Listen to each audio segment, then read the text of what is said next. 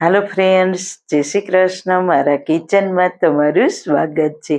आजे आपणे कापड़नी पोटलीमां बांध्या वगर मग फणगावीशुं, साथे प्रोटीनथी भरपूर मगना थेपला पण बनावीशुं। कहेवत छे के मग लई आवे पग। मगमां भरपूर मात्रामां प्रोटीन होय छे અને જો ફણગાવેલા મગ હોય ને તો તેમાં પ્રોટીનનું પ્રમાણ ડબલ થઈ જાય. ઘણી વખત મગ ફણગાવીએ ને એટલે ચીકણા થઈ જતા હોય છે. તો આજે આપણે કાપડની પોટલી બાંધ્યા વગર બિલકુલ ચીકણા ના થાય અને એકદમ સહેલી રીતે મગ ફણગાવવાની રીત તમને બતાવીશ.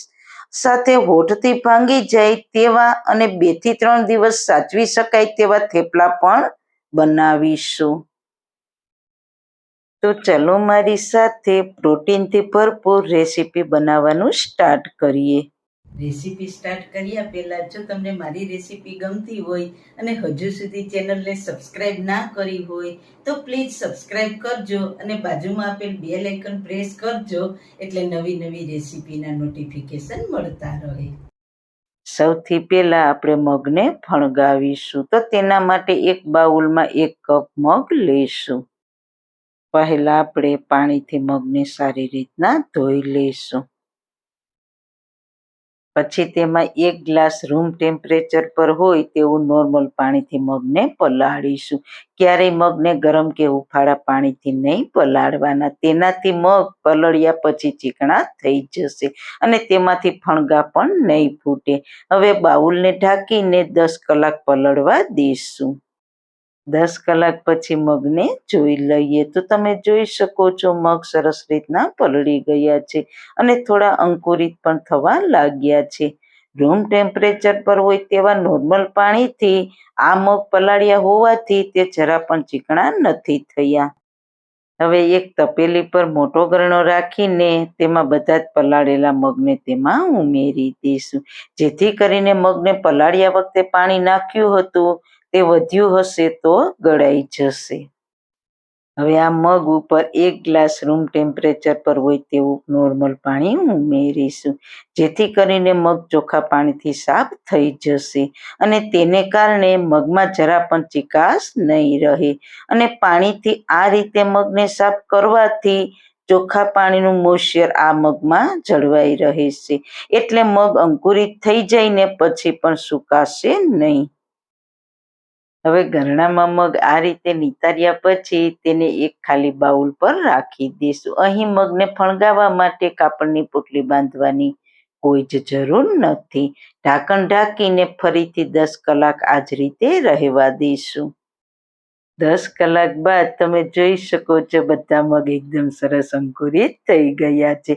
મગ ગરણામાંથી પણ આ રીતે બહાર અંકુરિત થઈને આવી ગયા છે.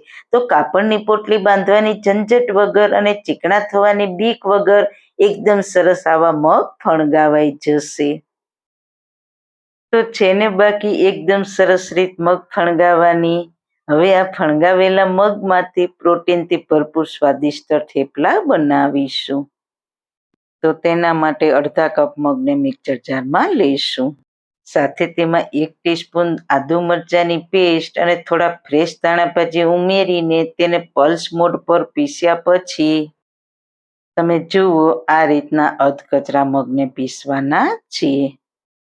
બસ આવા અધકચરા પીસેલા મગને એક મોટા બાઉલમાં ટ્રાન્સફર કરી લઈશું.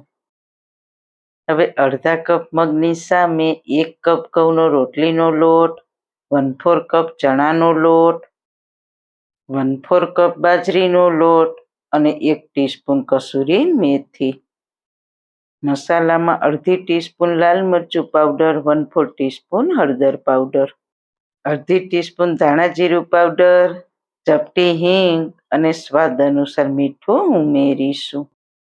સાથે 1 ટીસ્પૂન જેટલું તેલ ઉમેરીને હાથથી બધી સામગ્રીને મિક્સ કરી દઈએ. બધું જ સારી રીતના મિક્સ થઈ જાય પછી તેમાં અડધો કપ ખાટું દહીં ઉમેરીશું. થોડું થોડું ઉમેરતા જઈશું અને મિક્સ કરતા જઈશું. દહીંથી આ થેપલાનો લોટ બાંધવાનો છે, જેથી થેપલા ખાવામાં એકદમ સરસ ફરસા બનશે. અને દહીંની ખટાશનો ટેસ્ટ આ થેપલામાં ખૂબ જ સરસ લાગશે. બસ બધું જ દહીં ઉમેરીને આવો નોર્મલ લોટ બાંધીને તૈયાર કરી લીધો છે.